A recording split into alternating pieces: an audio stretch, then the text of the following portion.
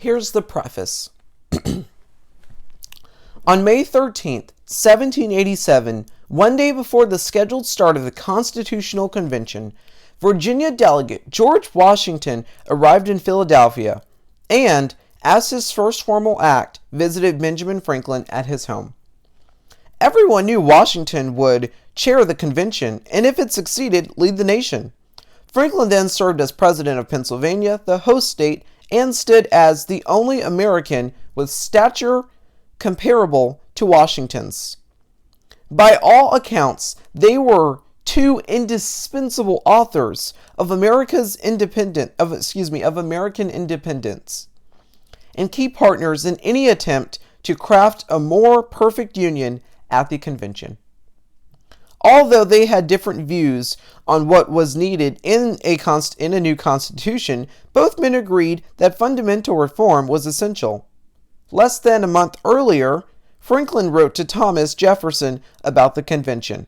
Quote, "If it does not do good, it must do harm, as it will show that we have not wisdom enough among us to govern ourselves." And after the convention, Washington repeatedly warned that without the Constitution, political chaos would engulf the land. Franklin and Washington had staked their lives and fortunes on the American experiment in liberty and were committed to its preservation. Escorted into Philadelphia by a military guard and greeted with the ringing bells and cheers of townspeople, Washington no sooner unloaded his luggage at Robert Morris's mansion, where he was staying, than he called upon Franklin.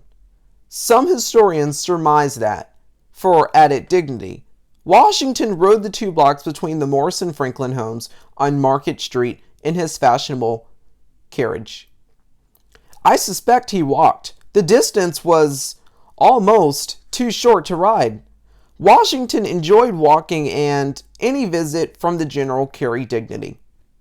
More critically, riding would mean turning into the newly constructed street from Ark and arriving at Franklin's interior courtyard with an enslaved black coachman and 2 levered slaves serving as footmen.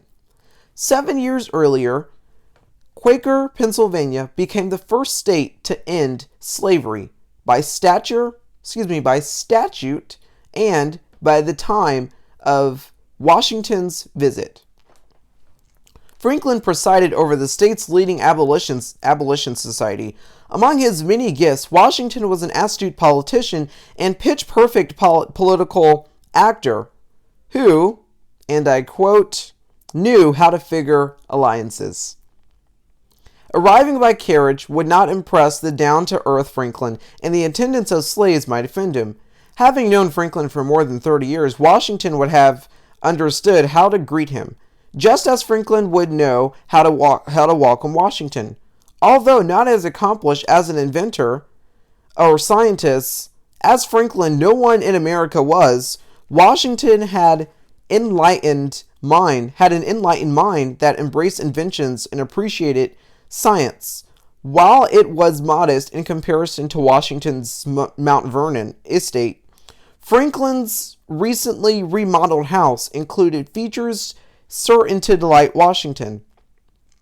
An enlarged second-floor library held more than 4,000 books, making it one of the largest private collections in America. A glass harmonica of Franklin's own design, for which he composed music, and his already fabled electrical equipment, quote, "I hardly know how to justify building a library at any age that will so soon oblige me to quit it," end quote. Franklin, then 80, had written to his sister 6 months earlier, but by now had probably forgotten such reservations. Boyish in his enthusiasm, despite physical infirmities, Franklin also likely showed Washington a mechanical arm used to retrieve books from upper shelves, an early type of copying machine that employed slow drying ink, and a press to duplicate newly written letters, and a reading chair with foot pedals to propel a fan. Few visitors would have appreciated such curiosities more than the mechanically minded Washington. Indeed, he purchased a fan chair while in Philadelphia for using at his Mount Vernon library. After the House tour, Franklin likely discussed prospects for the convention with Washington over tea or wine. It would have been tea in Franklin's youth, but he had developed a taste for fine wines. While serving in Paris during the Revolution, Franklin also enjoyed wine. They would reunite for dinner at Franklin's house. 3 days later, when Franklin opened a cask of dark English beer to everyone's delight, but wine was more fitting for an afternoon visit. Perhaps reserving the large remodeled dining room for the later dinner, this talk probably occurred at an outdoor table set under a large mulberry tree in Franklin's garden. Following his return from Europe, Franklin had turned this space from growing vegetables into a flower garden that would have been in full bloom by mid-May. Over the summer, he frequently entertained convention delegates there. This would have been its first such use, and perhaps the most important. Franklin and Washington would go out from there to forge a nation from 13 states. "My dear friend," were the last words that Benjamin Franklin addressed to George Washington. They came at the end of a letter written in what Franklin knew would be his final year of life. Washington closed his response to Franklin with the salutation, "Your sincere friend."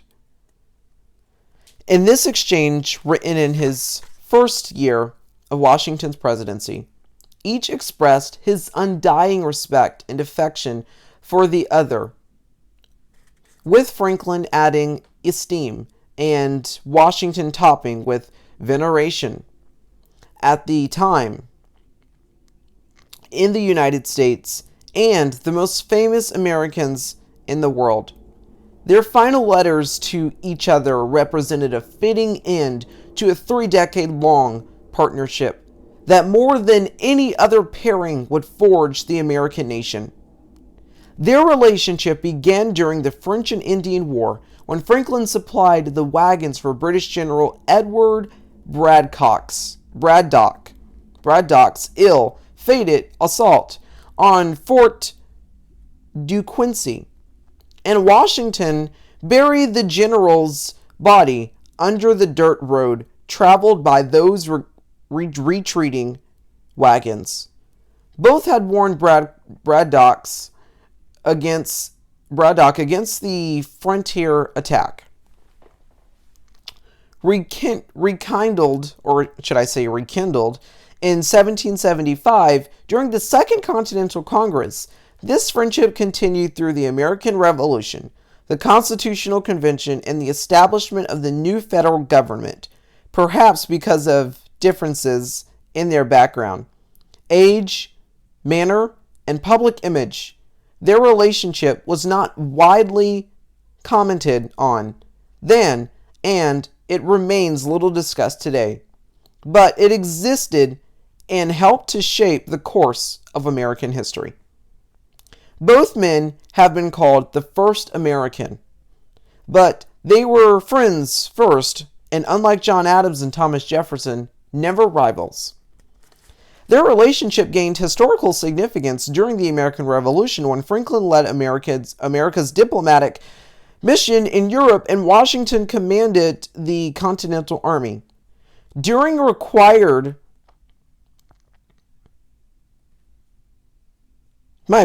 Continental Army. Victory required both of these efforts to succeed, and their success required coordination and cooperation. No less, an authority that Jefferson testified to the success of their efforts. When after the Revolution, he observed that, in terms of their contributions to the patriot cause, the word The world had drawn a broad line between Washington and Franklin on the one side and the residue of mankind of the other. Their successful collaboration during the Revolution, especially when coupled with their role as two of the most prominent delegates at the Constitutional Convention, helped to found a nation and propel a global experiment with individual liberty and republican rule. Leadership at this level is a rare quality and well worth study. Leadership studies, however, typically focus on individuals either singly or in comparative analysis. Pairs on teams are less often the center of study unless they collaborate in some formal institutionalized manner, such as members of a cabinet or business partners. Franklin and Washington never had official ties, yet they worked together toward a common cause with extraordinary success. To explore their historic collaboration, this book traces their shared history in a dual biography that looks for overlaps and stresses connections. Despite differences in public image and private style, striking similarities emerge. Both men had successful businesses and political careers in late colonial times, and led their respective colonies' defense during the French and Indian War. After long supporting royal rule in the colonies, both became key early proponents of independence.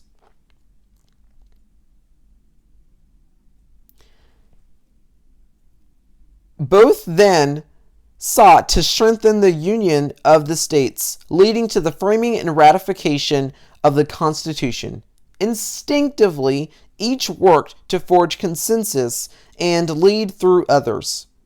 In the United States, leadership studies often privileged the founders, with the bias increasing in time, such as now when founding institutions appear under stress. What would Washington or Franklin or Alexander Hamilton or James Madison say or do in these times? Of course, such quest is ahistorical and not the subject of this book. Yes, current events inevitably color history as it is written and read. No matter how much the writer or the reader seeks to avoid or minimize it, the endless flow of books about either Franklin or Washington, and no American, save Abraham Lincoln, has generated more, typically do not deal extensively with their relationship. Biographers are much more likely to pair Washington and Hamilton, or Jefferson and Madison, or Franklin and Jefferson, than Franklin and Washington, as I aforementioned. As I researched and wrote this book, however, I was repeatedly surprised by the extent of the links between them. As I proceeded, each man became more understandable in the light of the other. In a sense, it became clear that I had been working on this book throughout my academic career. At Williams College, presidential historian James McGregor Burns introduced me to leadership studies, and as his research expanded to include Washington, I benefited from his collaboration with his partner and my friend Susan Dunn. In graduate school at the University of Wisconsin, I studied the founders with Norman Rhys Jordan, Paul Boyer, and for Franklin Science, Ronald Numbers. Law school brought study of the Constitution with Lawrence Tribe, John Hart Ely, and others, with opportunities to cross Harvard Yard and learn about Franklin with historian of science Bernard Cohen. Various teaching opportunities and research fellowships depended my appreciation of Franklin, Washington, and the founders, including terms at the Fred W. Smith National Library for the study of George Washington and Mount Vernon, holding the John Adams Chair in American Studies in the Netherlands at the Douglas Southall Freeman Chair in History at the University of Richmond, and teaching at Stanford University with legal historian Lawrence freedmen, and in proximity to Madison, scholar Jackson Rockaway, and historian at the American Revolution Ray Raphael. I am particularly thankful for this book. I had inestimable advantage of working with the same editor of HarperCollins, Peter Hubbard, as for my earlier monograph on Washington. This time our manuscript benefited from meticulous copy editing by Trent Duffy, who brought with him local knowledge as a native of Morristown, New Jersey. I also wish to thank archivists and research librarians at UCLA's Charles E. Young Research Library, the Library of Congress, the National Archives, the Pepperdine University Library, Stanford Cecil H. Green Library, the American Antiquarian Society, and the American Philosophical Society in Mary Thompson at Mount Vernon. When I began studying Franklin and Washington, the incomplete status of the extraordinary ambitious projects to collect and publish their papers frustrated me. Over the years, however, I grew to anticipate and then enjoy each volume and those stories as they appeared. I am still not sure if I will live to see the end of these projects as they grind through successive years of letters, papers, and publications. But if I do, I will miss the anticipation and discovery that comes with each succeeding volume. I would like to dedicate this book to these projects. They, more than any other single resource, made this work possible. I close this preface, and with it, the writing of this book on founding friends. As I look over Lake Geneva, not far from Chateau de Hauteville, the country set of Pierre Philippe Canac, who installed Franklin's lightning rods on the chateau when he built during the 1760s.